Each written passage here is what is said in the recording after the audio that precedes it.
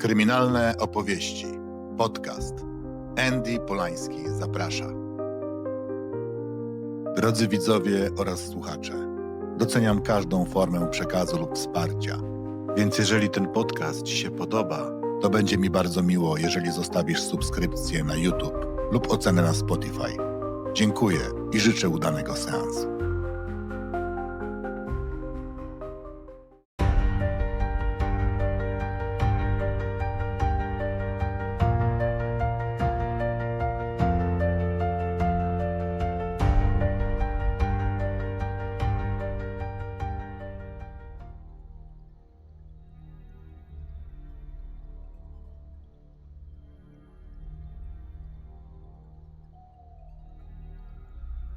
Na zachodnim wybrzeżu Szwecji, tam gdzie ląd styka się z chłodnym, wiecznym morzem, leży niewielkie miasteczko Uddevalla. To miejsce otoczone surową skandynawską przyrodą, wysokimi świerkami, rozległymi lasami i skalistymi wybrzeżami, które od wieków kształtuje wiatr i sól z nadmorza północnego. Nad Bifjorden unosi się zapach wodorostów i mokrej ziemi, a fale rozbijają się o kamieniste brzegi z nieustępliwą regularnością, jakby od zawsze należały do tego krajobrazu. Uddevalla nie jest dużym miastem, życie płynie tutaj wolniej niż w pobliskim Göteborgu. Rankiem ulicę wypełnia szum rowerów i odgłos kroków spieszących do pracy ludzi, a wieczorami okolica tonie w ciszy, przerywanej jedynie krzykiem mew i szelestem wiatru, który snuje się pomiędzy starymi domami i drzewami. Zimą bywa tu srogo, śnieg przykrywa dachy, a krótkie dni i mroźne noce tworzą poczucie odosobnienia. Latem natomiast woda w fiordzie lśni złotym blaskiem zachodzącego słońca, a mieszkańcy korzystają z każdego dłuższego dnia, by spotkać się na brzegu czy wędrować nadmorskimi szlakami. To właśnie tutaj, w jednym z domów z dużym ogrodem, dorastała Izabela Eriksson. Otoczona miłością rodziny, czuła się bezpieczna w swoim małym świecie. Uddevalla ze swoim spokojem i pozorną zwyczajnością wydawała się miejscem, w którym nic złego nie może się wydarzyć. Ale los napisał dla niej inny scenariusz, bo nawet w najbardziej idyllicznych zakątkach kryją się historie, które przypominają, że bezpieczeństwo bywa tylko złudzeniem, a cisza i spokój jedynie cienką zasłoną, za którą może czaić się koszmar.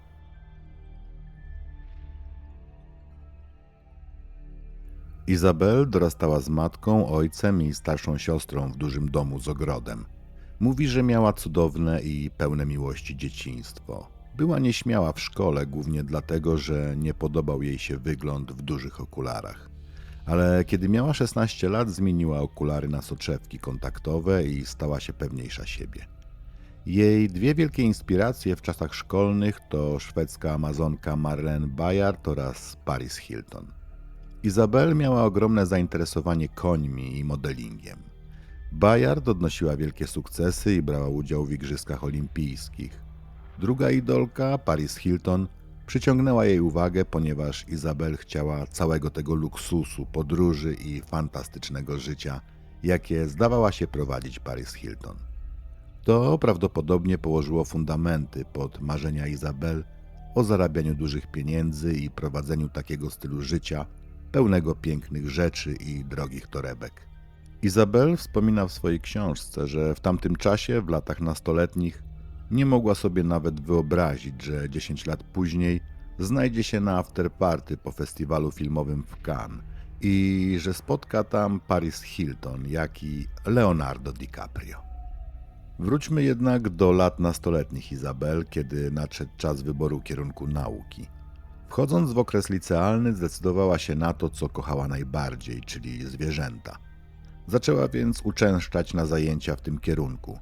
Jednak, jak się później okazało, nauka o chorobach, jakie mogą dotknąć krowy i podobnych tematów, nie pokrywała się z jej marzeniami o bogactwie, pięknych rzeczach i możliwości podróżowania. Zaczęła opuszczać lekcje i w jakiś sposób uchodziło jej to na sucho. Patrząc wstecz, powinna była zmienić szkołę i pójść na biznes albo marketing. Tak się jednak nie stało.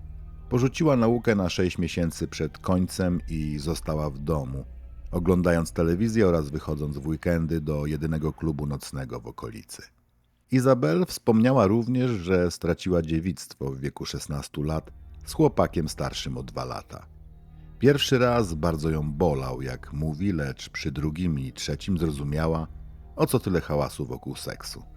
Odkryła, że naprawdę jej się to podoba i to bardzo. W tamtym okresie dostała pracę w kawiarni. Początkowo pracowała tylko w dzień, później również w nocy i weekendy. Nie lubiła tego, bo omijało ją wiele zabawy, w której brali udział jej znajomi. Uważała też, że pensja była zbyt niska. Nie przykładała się do pracy, co ostatecznie kosztowało ją stanowisko. Zaczęła szukać innych zajęć, mimo że nie miała wykształcenia. Próbowała jako sprzątaczka, opiekunka, demonstratorka produktów w sklepach, lecz żadne z tych zajęć nie trwało długo.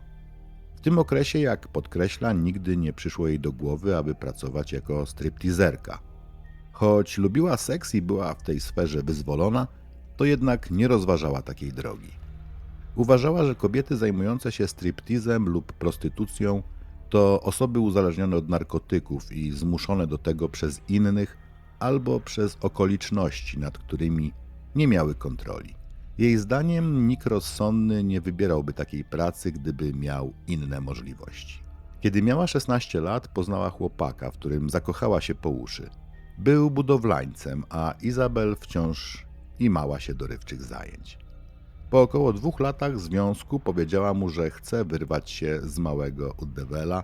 Ku jej zaskoczeniu zgodził się i wspólnie zarezerwowali podróż do Australii. W tamtym czasie można było otrzymać roczną wizę, jeśli miało się mniej niż 30 lat. Dzięki temu można było połączyć wakacje z możliwością pracy. Szybko odkryli jednak, że prace dostępne dla zagranicznych studentów były słabo opłacane. Zamiast tego spędzali dni na plaży, a wieczorami gotowali w hostelu, żeby oszczędzać pieniądze. Zrozumieli jednak, że ich środki nie starczą na zbyt długo. Pewnego dnia Izabel przyglądała ogłoszenia w magazynie dla podróżników i natknęła się na anons klubu dla dżentelmenów poszukujących dziewczyn. Reklama obiecywała świetną okazję dla atrakcyjnych i czarujących kobiet, które chciały dobrze zarobić, same wybierając godziny pracy. Dla Izabel brzmiało to kusząco. Gdy porozmawiała z innymi ludźmi, dowiedziała się, że w Australii podejście do takich zajęć jest znacznie bardziej swobodne niż w Szwecji. Zadzwoniła pod numer z ogłoszenia i po krótkiej rozmowie, gdzie jedynym pytaniem było, kiedy może zacząć, miała już nową pracę. Jej chłopak zareagował bardzo źle. Zagroził, że z nią zerwie, jeśli pójdzie do pracy w tym klubie. Ich związek jednak i tak chylił się ku końcowi, a jak sama Izabel mówi, nigdy dobrze nie reagowałam na ultimatum. To był koniec. Pierwszego wieczoru, kiedy miała rozpocząć pracę, była przerażona. Myślała, żeby w ogóle się nie pojawić. Z drugiej strony bardzo potrzebowała pieniędzy. Rozważała, co będzie, jeśli to miejsce i dziewczyny i klienci jej się nie spodobają. Pocieszała się jednak, że zawsze może wyjść i nikt w domu nie dowie się o jej wyborze. W końcu weszła do środka i zaskoczyło ją, jak eleganckie było to miejsce. Czerwone zasłony, oświetlenie, wszystko dopracowane i wcale nie tandetne. To był jeden z najpopularniejszych klubów w Melbourne, pełen ludzi, a na sali krążyło wielu ochroniarzy, co sprawiało, że czuła się bezpiecznie. Pozostałe dziewczyny były dla niej bardzo miłe, wszystkie wyjątkowo atrakcyjne. Pierwszej nocy opiekowała się nią inna tancerka, która doradziła, by najpierw obejrzała występy koleżanek, a potem spróbowała zrobić coś podobnego. Miała tańczyć na scenie w samej bieliźnie, w seksowny sposób. Jednak pieniądze zarabiało się głównie na dole, chodząc po klubie w zmysłowej sukience i sprzedając prywatne tańce. Dochód z nich w całości trafiał do dziewczyn. Izabel twierdzi, że sprzedawanie takich tańców było dla niej wyjątkowo łatwe. Wystarczyło wspomnieć, że pochodzi ze Szwecji, a transakcja była praktycznie pewna. Mit o szwedzkim grzechu miał w Australii dużą siłę. Dodaje, że prywatne tańce odbywały się na piętrze w małych boksach bez drzwi, a ochroniarze stale patrolowali korytarze, więc nigdy nie dochodziło do seksu. Tańczyła i rozbierała się dla klienta, na tym się kończyło. Pracowała tak przez jakiś czas, nocami występując, a dni spędzając na plaży.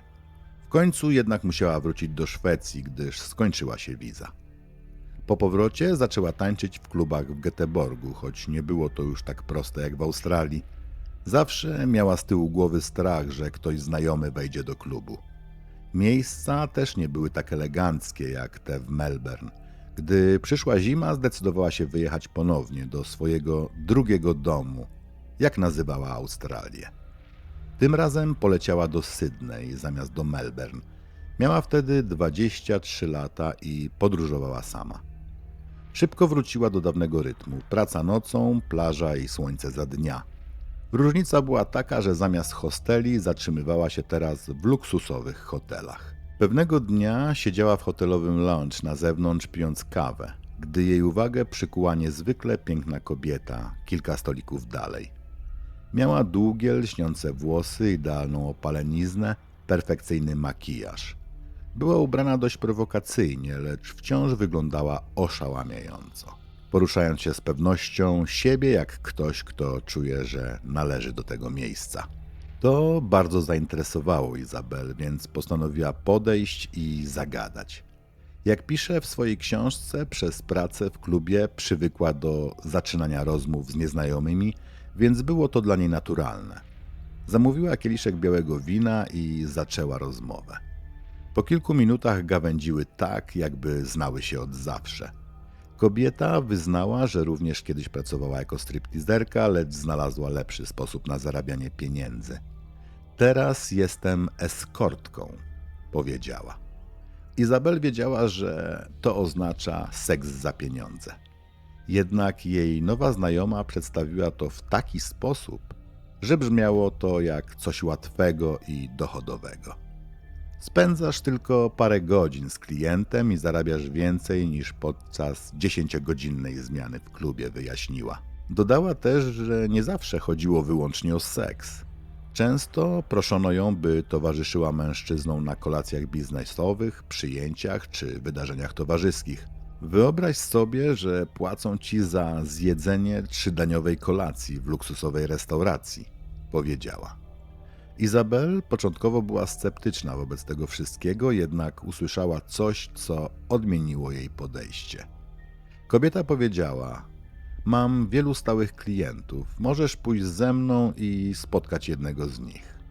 Izabela się zgodziła. Tak rozpoczął się zupełnie nowy rozdział w jej życiu. Przez kolejne lata pracowała jako eskortka. Latem przebywała w Sztokholmie, zimą wracała do Australii. Z czasem trafiła też do Nowego Jorku, a później do Miami. W końcu osiadła w Szwecji, w mieszkaniu w Sztokholmie, kontynuując tę pracę. Tylko garstka osób wiedziała, czym się naprawdę zajmuje. W większości mówiła, że pracuje jako makijażystka. W 2014 roku Izabel poznała mężczyznę, stolarza, i zaczęli się spotykać. Mieszkał w jej rodzinnym Uddevalla, a ona spędzała tygodnie w Sztokholmie, wracając na weekendy do niego. Mężczyzna też wierzył, że pracuje jako makijażystka. Kupiła małego psa, którego nazwała Nelly. Na powierzchni wyglądało to tak, jakby wreszcie się ustatkowała. Jednak nie była szczęśliwa. Rozstała się z chłopakiem i latem 2015 roku wyjechała do USA z przyjaciółką. Jesienią tego samego roku wróciła do dawnych planów dotyczących nauki w Stanach i złożyła papiery do kalifornijskiego koledżu. Chciała jeszcze kilka razy spotkać się z klientami, zanim zacznie swoje nowe życie. W czwartek, 10 września 2015 roku, kiedy Izabel umówiła się z klientem na spotkanie, miało być to jedno z ostatnich spotkań w tej branży. Był nim Amerykanin pracujący jako makler giełdowy, który od dawna mieszkał w Londynie. Ten weekend spędzał w Sztokholmie i szukał towarzystwa. To był typowy klient Izabel, zamożny mężczyzna, który chciał seksu, ale również towarzystwa podczas kolacji biznesowej. Spotkali się tego wieczoru. Przyszedł punktualnie, ubrany w drogi garnitur i pachniał eleganckimi perfumami.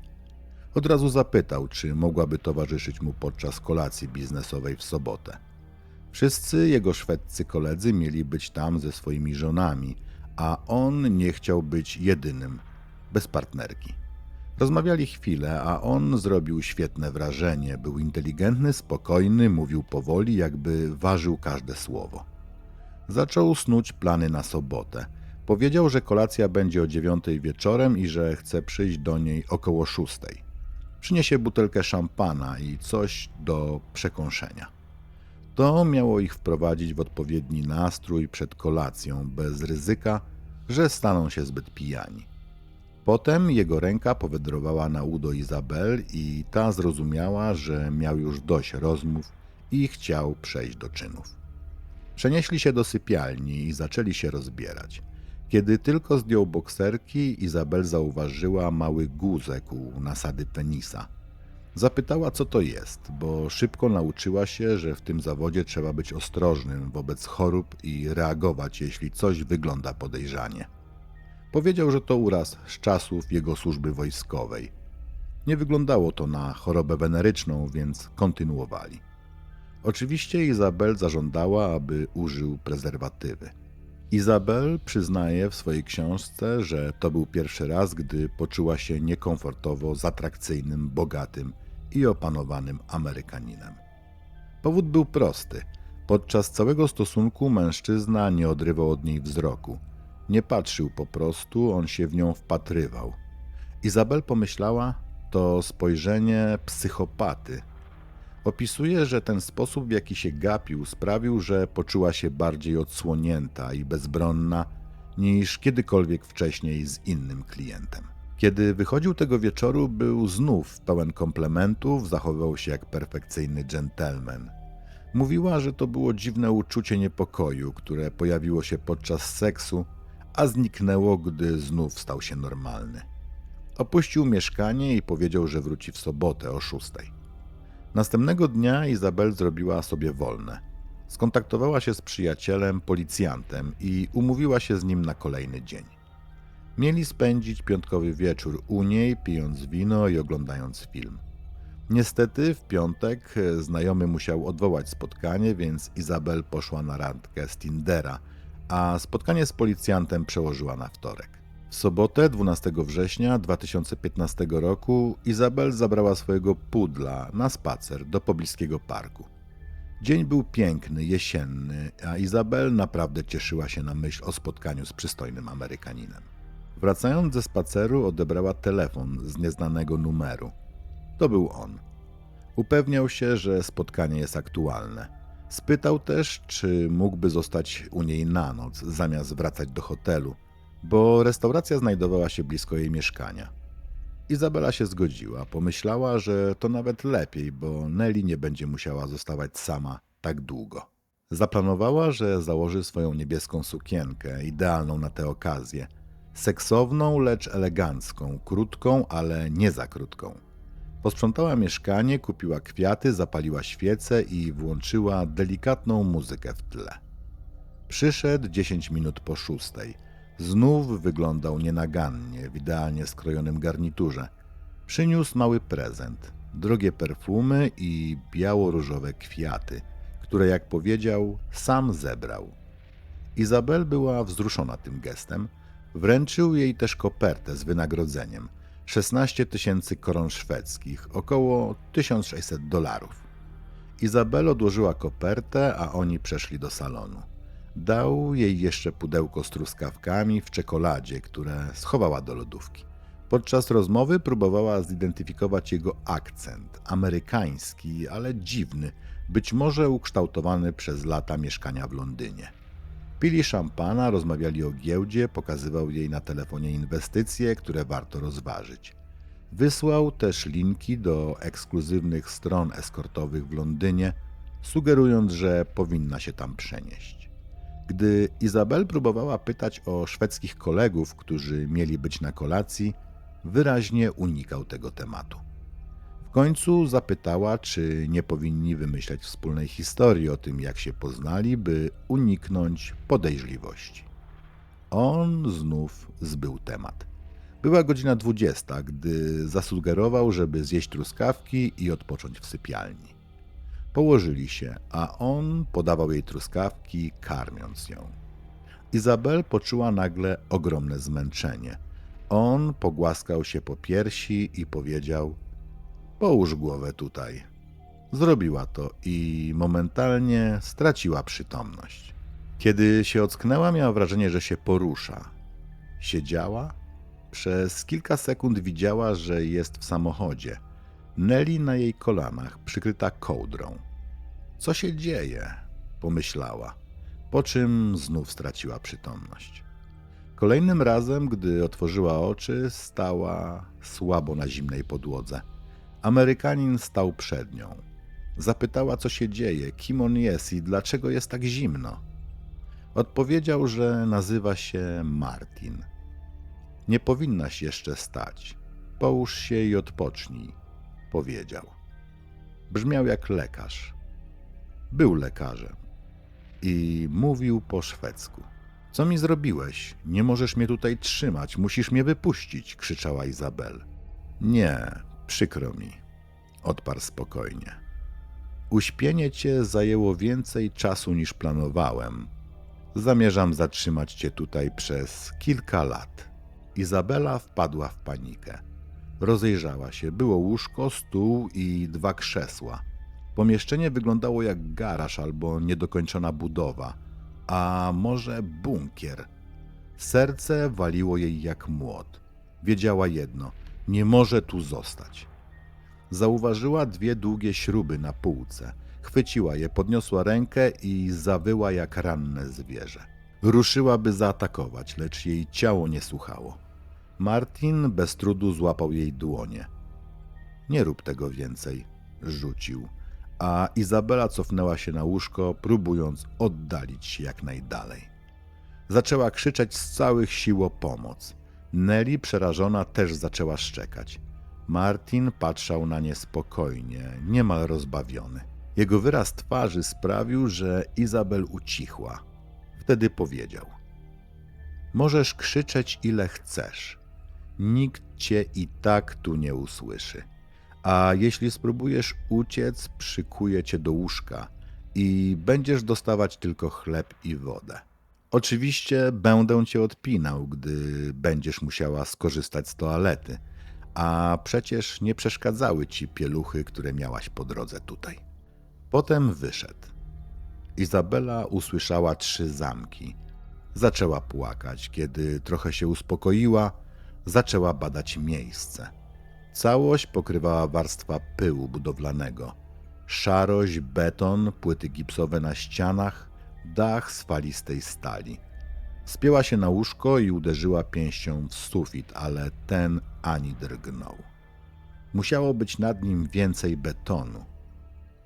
Gdzie ja jestem? Myślała. Pod ziemią? Nadal w Sztokholmie? W Szwecji? Jaki jest dzień? Nie wiedziała nawet, jak długo była nieprzytomna. Przypomniała sobie, że miała spotkać się na brunchu z przyjaciółką Natalii w niedzielę i że we wtorek umówiona była z policjantem. Może się zaniepokoi, gdy nie będzie mógł się ze mną skontaktować. Może ruszy śledztwo, pomyślała. Przeszła do drugiego pomieszczenia. Było niedokończone, leżały tam materiały budowlane. Żadnej rzeczy, którą mogłaby wykorzystać jako broń. W bunkrze znajdował się również prysznic w trakcie budowy, ale nie był jeszcze podłączony do instalacji wodnej. Stały tam także 2 muszle klozetowe, które również nie były zamontowane. 2. Dlaczego 2 toalety? Izabel spojrzała na siebie i uświadomiła sobie, że ma na sobie dżinsy i koszulę, lecz ostatnie, co pamiętała, to truskawki, które jedli. Wtedy miała na sobie niebieską sukienkę. Teraz nie miała na sobie stanika ani bielizny. To oznaczało, że musiał zdjąć z niej wszystkie ubrania, gdy była nieprzytomna. Co jeszcze zrobił? Wtedy usłyszała dźwięk. On wrócił do bunkra. Usiadł i podał jej kartkę oraz długopis, prosząc, by spisała, jakie jedzenie lubi. Śniadania, przekąski i tym podobne. Izabel nie mogła tego pojąć. To wszystko wydawało się nierzeczywiste. Czy jej porywacz naprawdę chciał, żeby napisała listę zakupów? Kontynuował, mówiąc, by zrobiła też listę książek, które chciałaby przeczytać, aby łatwiej jej minął czas. Chcę, żebyś cieszyła się życiem tak bardzo, jak to tylko możliwe, dodał. W końcu cię wypuszczę. Izabel natychmiast zapytała, kiedy zamierzają uwolnić. Odpowiedział: za kilka lat. A zanim zdążyła zaprotestować, dodał: nie mam zamiaru zrobić ci krzywdy w jakikolwiek sposób, Izabel. Bądź spokojna. W tym momencie ogarnęła ją panika. Skąd znał jej prawdziwe imię? Nigdy nie używała go w pracy. On ciągnął dalej. Chcę, żebyś dobrze się tutaj czuła. Myślę, że jeśli dasz temu szansę, to może nawet ci się spodoba. Może spodobam ci się i ja. Izabel myślała tylko, jak chory jest ten człowiek. Uświadomiła sobie, że musiał przeszukać jej rzeczy, gdy była nieprzytomna. Tylko jak udało mu się przewieźć nieprzytomną kobietę tak, by nikt tego nie zauważył. Zauważył jej dezorientację i zapytał, ile pamięta. Odpowiedziała, że jedyne co pamięta to truskawki i nagłe, ogromne zmęczenie. On odparł: zajmijmy się tym krok po kroku. Jesteś u mnie. To miejsce zbudowałem własnymi rękami. Na jego twarzy malowała się odrażająca duma. Zajęło mi to 5 lat. Włożyłem w to mnóstwo czasu i pieniędzy. Izabel, wiesz, w Ameryce też próbowali czegoś podobnego, ale ułatwili dziewczynom ucieczkę. Wskazał na drzwi. Tutaj zamontowałem 3 drzwi z automatycznymi zamkami. Ucieczka jest niemożliwa. Izabel milczała, więc mówił dalej. Każde z tych drzwi waży ponad 300 kilo. To jakieś 660 funtów. Otworzyć je można tylko z odpowiednim kodem PIN, a ten znam wyłącznie ja. Siedziała w osłupieniu, próbując przyswoić to, co właśnie usłyszała. Planował to od 5 lat. Spojrzała na swojego psa Nelly, który nerwowo chodził po pomieszczeniu. Widać było, że bardzo musi wyjść. Zanim Izabel zdążyła zareagować, Nelly zrobiła siku na podłogę. Martin powiedział powoli: to może stać się dużym problemem.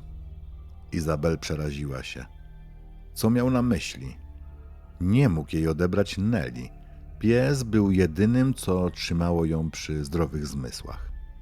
Zapytała go więc, czy są pod ziemią. Roześmiał się, jakby to było coś bardzo zabawnego i odpowiedział, że nie są. Izabel poczuła lekką ulgę, lecz szybko dodał: zresztą to bez znaczenia, to miejsce i tak jest całkowicie dźwiękoszczelne. Dodał, że usunął kilka przedmiotów, które mogłaby wykorzystać przeciwko niemu. I Izabel zdała sobie sprawę, że musiał wchodzić do pokoju, gdy spała. Jak to możliwe, że się nie obudziła? Czy znowu ją odurzył? Znajdą mnie, powiedziała cicho. I niby jak? Spytał. Mój telefon komórkowy. Są satelity. Moi znajomi i rodzina zauważyła, że zniknęłam i będą mogli mnie namierzyć. Roześmiał się. Zająłem się twoim telefonem, wyłączyłem go, żeby nie dało się go śledzić. A skoro mowa o znajomych, podasz mi swoje hasła do Facebooka, poczty i tak dalej. Do tego zresztą jeszcze wrócimy. Izabel upierała się. Ktoś musiał cię widzieć, kiedy mnie zabierałeś. Moje mieszkanie jest w centrum miasta, centrum Sztokholmu. Odpowiedź Marcina była lodowata. Musisz zrozumieć, że wszystko dokładnie przemyślałem. Planowałem to od bardzo, bardzo dawna. Kiedy opuszczaliśmy twoje mieszkanie, oboje mieliśmy na sobie maski. Prawdziwe hollywoodzkie maski. Wyglądaliśmy jak starsze małżeństwo. Ty siedziałaś na wózku inwalidzkim, a ja byłem twoim starym mężem, który pomaga ci dojść do samochodu. Słysząc to, Izabel zaczęła cicho płakać. Nie chciała dawać mu satysfakcji z całkowitego załamania, więc starała się powstrzymywać. On jednak zdawał się poruszony jej łzami, zerwał się na nogi i ruszył w stronę drzwi. Zapytał jeszcze, czy jest dobrą kucharką. Odpowiedziała, że nie, że zwykle zamawia jedzenie na wynos.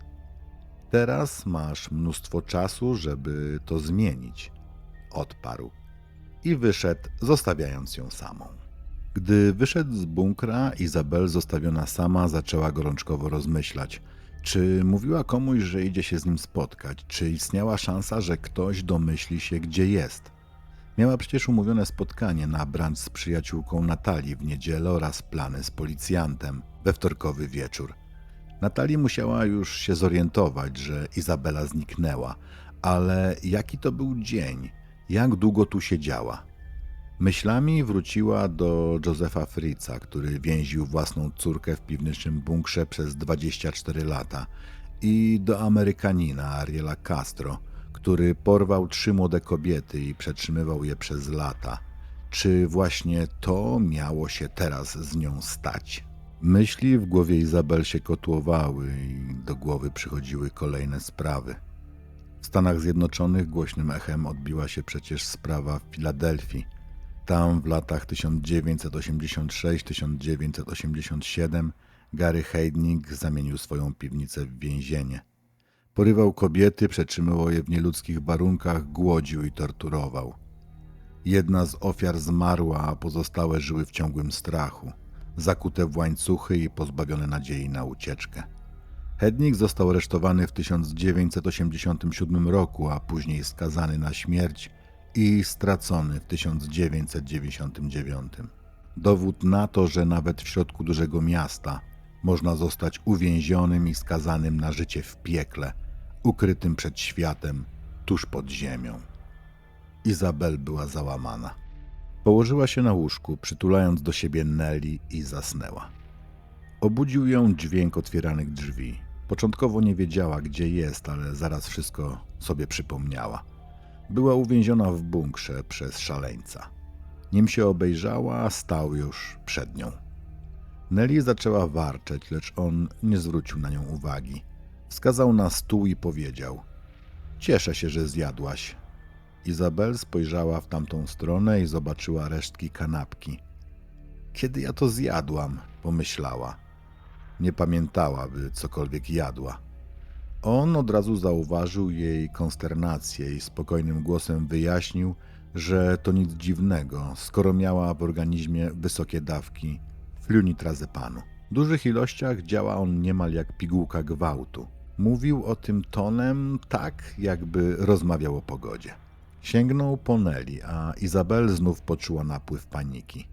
Po chwili jednak zobaczyła w jego ręce smycz. Czy miał zamiar zabrać psa na spacer? Czy na zawsze?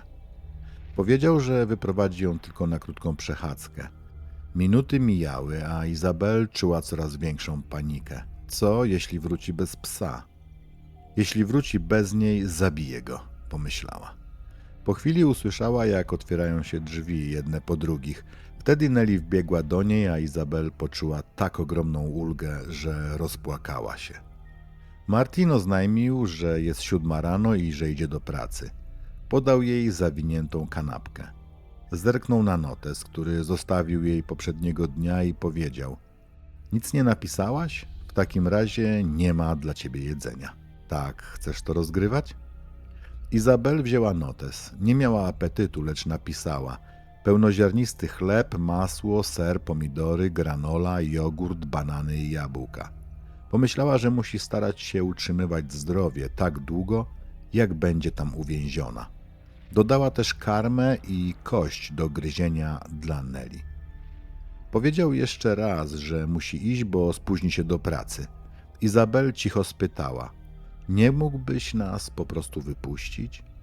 Odpowiedział tym samym lodowatym tonem, co wcześniej: „Nie, przykro mi”. Po czym dodał: „Jeśli wszystko pójdzie zgodnie z planem, nie będziesz tu długo sama”. Ona zesztywniała. 2 toalety, drugi pokój. Chciał porwać jeszcze kogoś. Wyszedł. Izabela usiadła na łóżku i wpatrywała się przed siebie. Nie było absolutnie nic do zrobienia. Była zamknięta w ciemnym, dźwiękoszczelnym bunkrze, a jedynym towarzyszem była Nelly. Po chwili zdała sobie sprawę, że wciąż trzyma małą kanapkę, którą jej dał. Rozwinęła plastik i zobaczyła błagalne spojrzenie pieska. Był bardzo głodny. Podzieliła kanapkę na kawałeczki i zaczęła karmić Nelly. Sama nie miała ochoty jeść, ale zmusiła się do kilku kęsów. Wiedziała, że musi zachować siły. Martin mówił, że idzie do pracy. To oznaczało, że pewnie nie wróci przez około 10 godzin. Izabel zaczęła badać otoczenie. Otwierała szafki, zaglądała pod łóżko, sama nie wiedziała, czego szuka. Może wyjścia, a może czegoś, czym mogłaby się obronić. W mniejszym pomieszczeniu obok znalazła deski z wystającymi gwoździami. Zaczęła je wyciągać. Kiedy w końcu udało jej się to zrobić, schowała je do kieszeni. Nie wiedziała jeszcze, jak ich użyje, ale sama świadomość, że ma przy sobie coś ostrego, dodawało jej otuchy. Godziny mijały, a ona nie miała pojęcia, która jest godzina i kiedy on wróci. Próbowała różnych kombinacji na zamku przy drzwiach, ale bez skutku.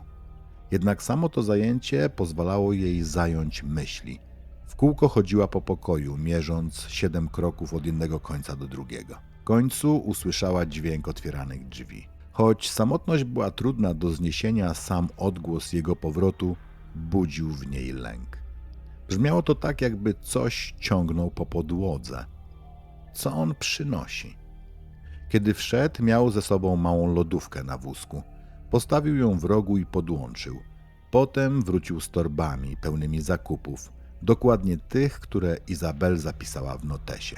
Nelly podeszła do niego, jakby zrozumiała, że przynosi im jedzenie. On pogłaskał ją po grzbiecie i powiedział: tak, piesku, dam ci karmy. Teraz tylko cię utuczymy na wigilijną kolację.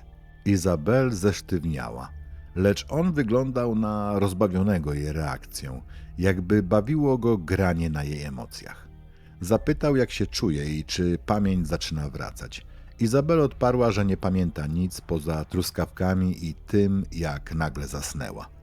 Martin powiedział, że planował spakować jej rzeczy i posprzątać mieszkanie po ich spotkaniu.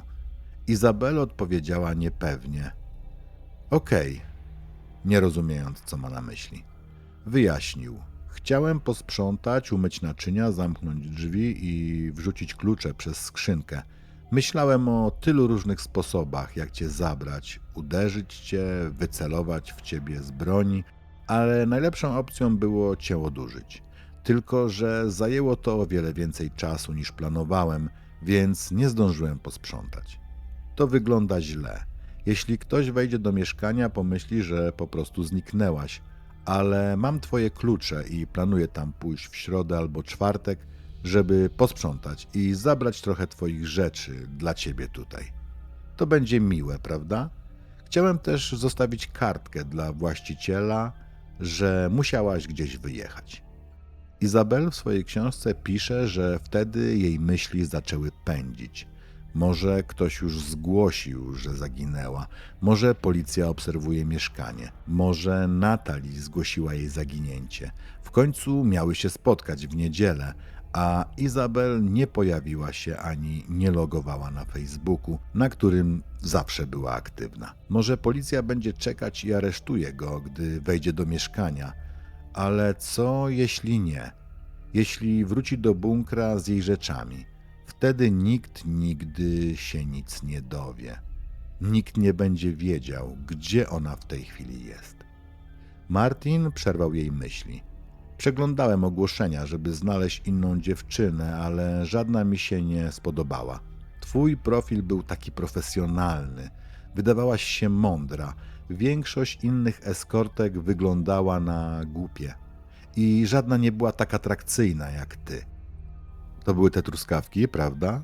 Pytanie wymknęło się Izabel mimowolnie. Oczywiście, odpowiedział.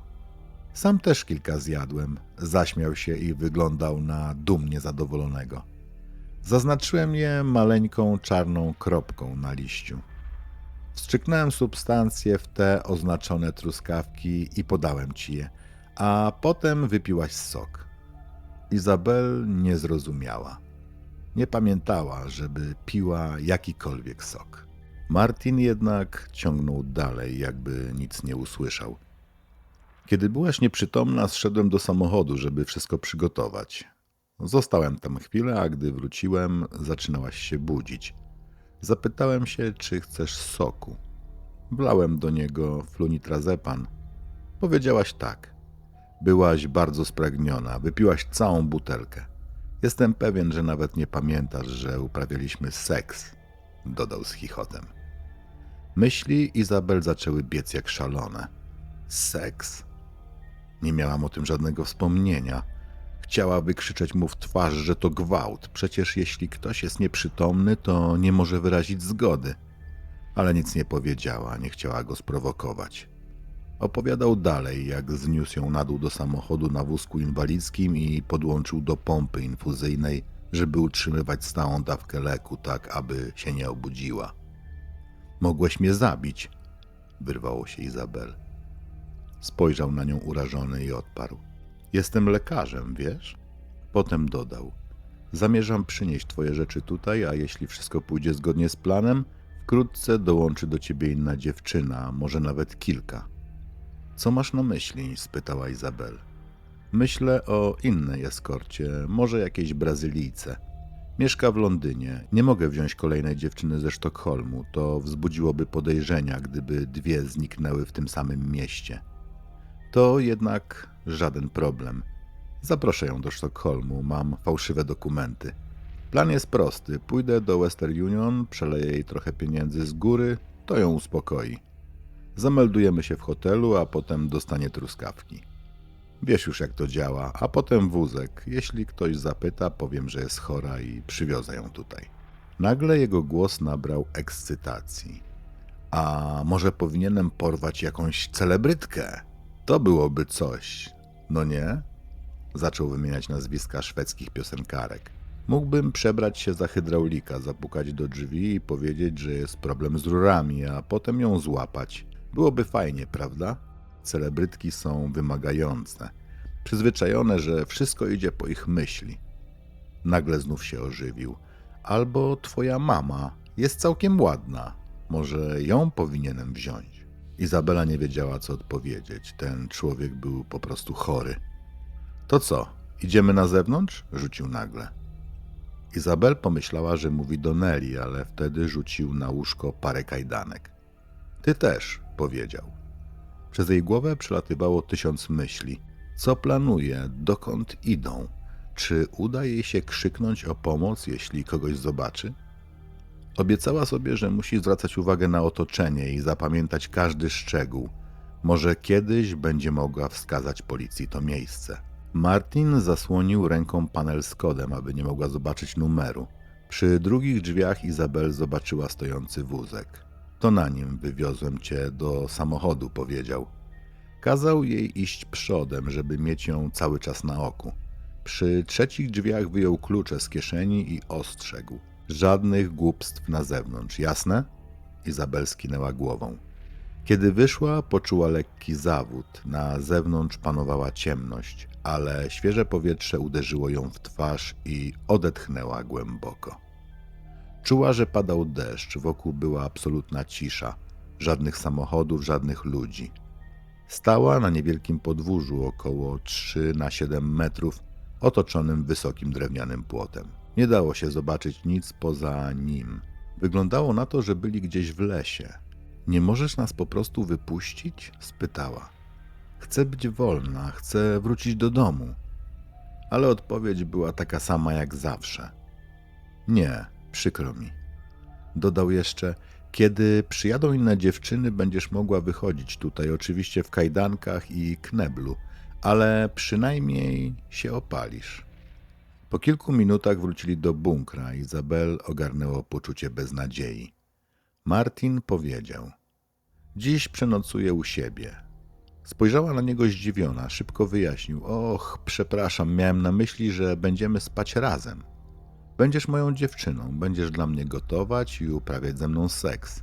Ale najpierw muszę zrobić ci badania, żeby upewnić się, że nie masz chorób wenerycznych, a potem chcę uprawiać seks 2 razy dziennie, może 3. A co z tą drugą dziewczyną, która ma być w sąsiednim pokoju? Zapytała Izabel. Roześmiał się. Ona dostanie tylko połowę tego pokoju, resztę przerobię na loch tortur. Izabela spędziła noc niemal bez snu, z wizją lochu tortur krążącą w głowie. Następnego ranka wrócił, rzucił na łóżko zestaw do badań ginekologicznych i szczoteczkę do zębów. Powiedział, że weźmie Nelly na spacer, a Izabel może sama pobrać sobie próbki. Była wdzięczna, że nie zamierzał robić tego osobiście. Potem wyjął strzykawkę i pobrał jej krew, mówiąc, że w pracy zgłosi ją jako krew afrykańskiego uchodźcy. Gdy wyszedł, Izabela próbowała ćwiczyć, by utrzymać siły. Wieczorem wrócił, wyglądał inaczej, był spięty i zdenerwowany. Usiadł obok niej, wyciągnął broń i położył między nimi.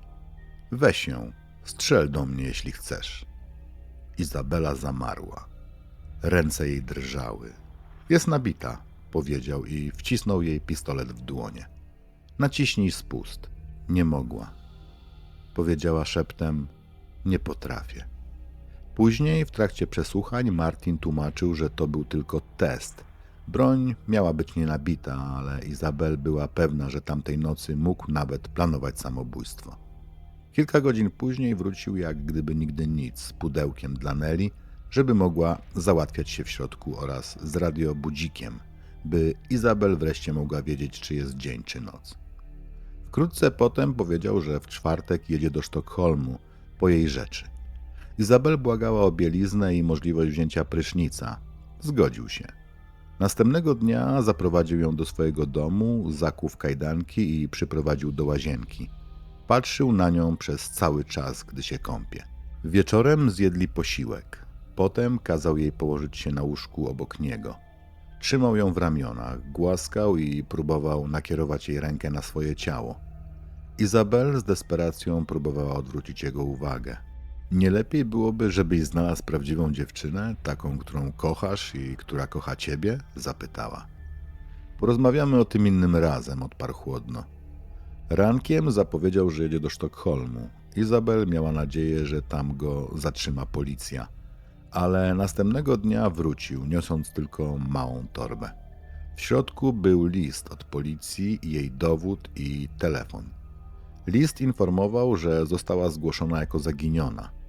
Policja zmieniła zamek w jej mieszkaniu i czeka na nią, by odebrała nowy klucz. Martin po raz kolejny wręczył jej pistolet i zestaw kluczy. Masz, strzel do mnie i uciekaj, powiedział. Izabel wiedziała, że to kolejny test. Bała się, że jeśli spróbuje, nie będzie w stanie wydostać się już z tego bunkra. Ale wkrótce jego nastroje znowu się zmieniły. Odwiozę cię do Sztokholmu, stwierdził nagle. Wyszli na zewnątrz. W drodze do samochodu Martin powiedział: kiedy już będziesz w Sztokholmie, możesz powiedzieć ludziom prawdę, że byłaś moją więźniarką, ale jeśli to zrobisz, lepiej zabij mnie tu i teraz. Nie powiem nic, obiecuję, odpowiedziała Izabela. Wsiedli do samochodu i ruszyli w stronę stolicy. O mój Boże, pomyślała, to 600 kilometrów, około 380 mil na południe od Sztokholmu. Martin powiedział, że jego zdaniem Izabel powinna zadzwonić do swojej mamy i powiedzieć, że wszystko jest w porządku. I choć Izabel bardzo pragnęła usłyszeć głos matki, nie chciała wykonać tego telefonu, dopóki naprawdę nie będzie bezpieczna. Co jeśli zadzwoni, a on zmieni zdanie i nikt już nie będzie jej szukał? Rozmawiał bez przerwy. Przechodził przez wszystkie szczegóły porwania jeszcze raz. Wyglądało to tak, jakby tracił panowanie nad sobą. Izabel zaczęła się zastanawiać, co mógłby zrobić, czy mógłby rozbić samochód o coś i zakończyć wszystko w jednej chwili. Zapytała, czy nie chciałby, żeby to ona przez chwilę prowadziła. Uznał, że to dobry pomysł. Zatrzymali się i zamienili miejscami.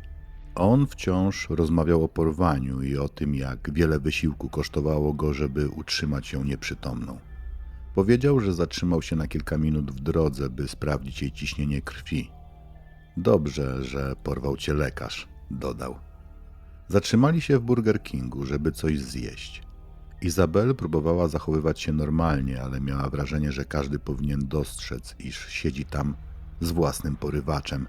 Jednak nikt nie zwrócił na nich uwagi. Gdy do Sztokholmu zostało już tylko kilka kilometrów, Martin powiedział Izabel, żeby zadzwoniła pod numer z notatki od policji i zapytała, gdzie może odebrać nowe klucze. Ogarnął ją strach. Czy to jego plan? Chciał, żeby pojawiła się i potwierdziła, że nic się nie stało? a potem miał zamiar znów zaciągnąć ją do bunkra? Wiedział, że się waha, więc powiedział: zadzwonimy później, jak będziemy jeszcze bliżej.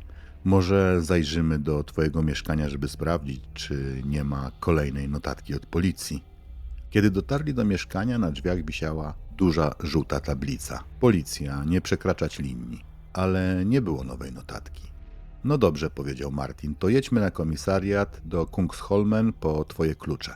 Na posterunku Izabel wysiadła z samochodu, sądząc, że Martin odjedzie, ale on zaparkował i wysiadł razem z nią. Wszystko stało się jasne. Jego plan polegał na tym, by upewnić się, że zgłoszenie zaginięcia zostanie anulowane, a potem znów ją uwięzi. Weszli razem do środka. Gdy zbliżali się do recepcji, Martin szepnął, żeby Izabel brzmiała złośliwie i z irytacją, pytając o klucze.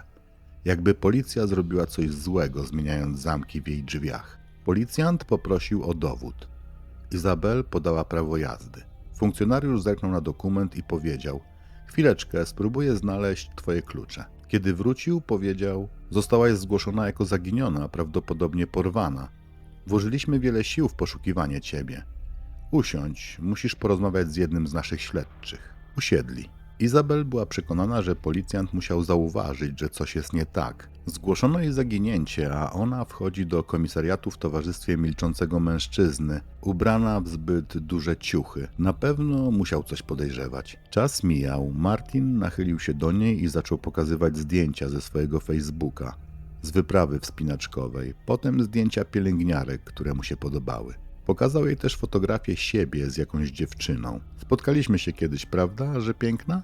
Powiedział. Izabel kiwnęła głową. To ona miała być twoją współlokatorką. Po niemal 2 godzinach pojawił się inny policjant. Wymienił imię Izabel i wskazał na mały pokój. Izabel zaczęła tak drżeć, że ledwo mogła wstać. Martin również wstał, ale policjant powiedział, że chce rozmawiać tylko z Izabel. Idąc w stronę policjanta, Izabel czuła, że łzy napływają jej do oczu. Próbowała się powstrzymać, żeby nie zdradzić niczego swoim zachowaniem, ale kiedy weszli do pokoju, nie wytrzymała. Rozpadła się. Trzęsła się, płakała histerycznie, miała problem ze złapaniem oddechu. Policjant, który właśnie miał usiąść, podbiegł do niej i chwycił ją za ramię. Zapytała, czy Martin może ją wciąż słyszeć zza drzwi. Policjant zapewnił, że nie. Co się dzieje? Spytał. Izabel z trudem wydobywała z siebie słowa, ale powiedziała, że została porwana i przez 6 dni przetrzymywana w bunkrze. Powiedziała, że Martin ma broń w bagażniku i podała numer rejestracyjny auta. Jeszcze raz zapytała, czy on może ją słyszeć. Nie, jesteś teraz bezpieczna, odparł policjant. Poczekaj tutaj. Otworzył drugie drzwi i wyszedł. Izabel została sama z Nelly. Szepnęła do swojej suczki. Udało się, Nelly. Udało się. Po chwili policjant wrócił. Powiedział, że Martina aresztowano i nie ma już się czego bać. Wtedy Izabel zaczęła opowiadać całą historię. I tu dochodzimy do momentu, który do dziś pozostaje jedną z największych zagadek tej sprawy. Dlaczego Martin, człowiek, który przez 5 lat budował swój dźwiękoszczelny bunkier, który tak dokładnie planował każdy szczegół porwania, nagle zmienił zdanie? Dlaczego oddał Izabel klucze, wręczył jej broń i sam zawiózł ją do Sztokholmu, prosto na komisariat policji? Nie ma jednej odpowiedzi. Niektórzy śledczy sugerowali, że Martin przeżywał poważne załamanie psychiczne. Jego zachowanie było coraz bardziej chwiejne. Test z pistoletem, groźby samobójcze, nielogiczne plany sprowadzenia kolejnych kobiet. Być może doszedł do granicy, której sam nie potrafił przekroczyć. Inni uważają, że była próba kontroli narracji. Martin chciałby, Izabel przedstawiła jego wersję wydarzeń, że wyjechali razem dobrowolnie, że nic złego się nie stało. Liczył, że strach i manipulacja sprawią, iż kobieta będzie milczała. Są też tacy, którzy wskazują na jego niebezpieczną pewność siebie. Przez lata uchodził za szanowanego lekarza. Może uważał, że nikt nie uwierzy w słowa młodej kobiety pracującej jako eskort, że system stanie po jego stronie. A może, i to najbardziej przerażająca możliwość, traktował całe porwanie jak eksperyment. Grał, bawił się w psychologiczną rozgrywkę. A gdy stracił kontrolę, sam sprawdził, jak daleko może się posunąć. Do dziś nie wiemy, co dokładnie kierowało Martinem. Wiemy tylko jedno, to, że Izabel wyszła z tego żywa, jest niemal cudem. Po rozmowie została przewieziona do szpitala specjalizującego się w pomocy ofiar gwałtom. Mogła też zadzwonić do matki. Była dobrze zaopiekowana, choć wciąż nie mogła zasnąć ani się odprężyć. Kilka dni później już w domu otrzymała maila z Facebooka. Zmieniliśmy twoje hasło i zatwierdziliśmy nowe dane logowania. Martin zrobił zdjęcie jej prawa jazdy i wysłał je do serwisu, aby móc przejąć konto. A co jeśli ten mail dotarłby kilka dni wcześniej? Pisała w swojej książce. Mógłby wtedy dalej aktualizować moje konto i pisać, że wszystko ze mną w porządku. Izabel podkreśla, jak wdzięczna była swojej przyjaciółce Natalii, że zareagowała natychmiast. Dzwoniła do Izabel 2 razy w sobotę wieczorem, a gdy ta nie odebrała, napisała SMS-a. Następnego dnia znów próbowała się skontaktować, a w końcu zadzwoniła do matki Izabeli, później na policję, zgłaszając jej zaginięcie. A co stało się z Martinem? 23 lutego 2016 roku, 5 miesięcy po porwaniu, został skazany na 10 lat więzienia za uprowadzenie. Nie został skazany za gwałt, ponieważ nie dało się tego udowodnić. Martin odwołał się od wyroku i w drugim procesie kara została obniżona do 8 lat. Wyrok ten spotkał się z dużą krytyką, bo w uzasadnieniu sąd napisał, że przy wymiarze kary trzeba brać pod uwagę fakt, że Martin prawdopodobnie straci prawo wykonywania zawodu lekarza. Gdyby pracował w supermarkecie, musiałby odsiedzieć pełne 10 lat. Zgodnie ze szwedzkimi przepisami penitencjarnymi więzień odbywa 2/3 kary, co oznacza, że Martin mógł opuścić więzienie w 2022 roku. Izabel przyznaje, że początkowo bała się tego dnia, kiedy mógłby się pojawić wolny na wolności, jednak szybko się zmobilizowała. Myślałam sobie, zabrał mi już tak wiele, nie pozwolę, by odebrał mi jeszcze poczucie bezpieczeństwa, spokoju i radości. Izabel Eriksson to pseudonim, to nie jest jej prawdziwe nazwisko. Aby czuć się bezpiecznie po tak traumatycznym doświadczeniu, musiała całkowicie zmienić tożsamość i żyć przez pewien czas w ukryciu. Dzięki temu może próbować wrócić do normalnego życia z dala od przeszłości, która tak ją dotknęła. Kilka lat po dramatycznych wydarzeniach Izabel zdecydowała się na odważny krok. Opisała swoją historię w książce pod tytułem „Jesteś moja”, odurzona i przetrzymywana w sekretnym bunkrze. To moja prawdziwa historia ucieczki. Książka ta została wydana w 2018 roku. To nie jest zwykła relacja, to intymny pamiętnik, w którym Izabel z niezwykłą szczerością prowadzi nas przez każdy etap swojego koszmaru. Od chwili porwania, przez dni spędzone w betonowej pułapce, aż po desperacką walkę o wolność. Ta książka była dla niej czymś więcej niż tylko spisaniem wspomnień. To sposób na odzyskanie głosu, na przejęcie kontroli nad własnym życiem, tak zwana autoterapia. Opowiadając swoją wersję wydarzeń, Izabel pokazała, że trauma nie musi być końcem, może stać się początkiem czegoś nowego. Dzięki odwadze i determinacji mogła wystąpić również na ważnych wydarzeniach, nawet na prestiżowym festiwalu w Cannes, gdzie pojawiła się, by mówić o swojej książce i walce o normalność po tragedii. Później zgodziła się także na udział w dokumencie Bunkier, dostępnym m.in. na Viaplay i Amazon Prime. Tam nie tylko ponownie opowiedziała swoją historię, lecz także odsłoniła kulisy terapii i procesu leczenia ran psychicznych. W jednym z fragmentów mówi: „Chcę pokazać innym, że powrót do zdrowia po najgorszych doświadczeniach jest możliwy. Każdy ma w sobie tak wiele siły, może więcej niż sobie wyobraża. Dziś żyje ukryta pod zmienionym nazwiskiem. Nie wiemy, gdzie mieszka i być może tak już zostanie, ale jedno jest pewne. Ocalała i to ona napisała ostatni rozdział tej historii. Jesteś moja, odurzona i przetrzymywana w sekretnym bunkrze. To moja prawdziwa historia ucieczki.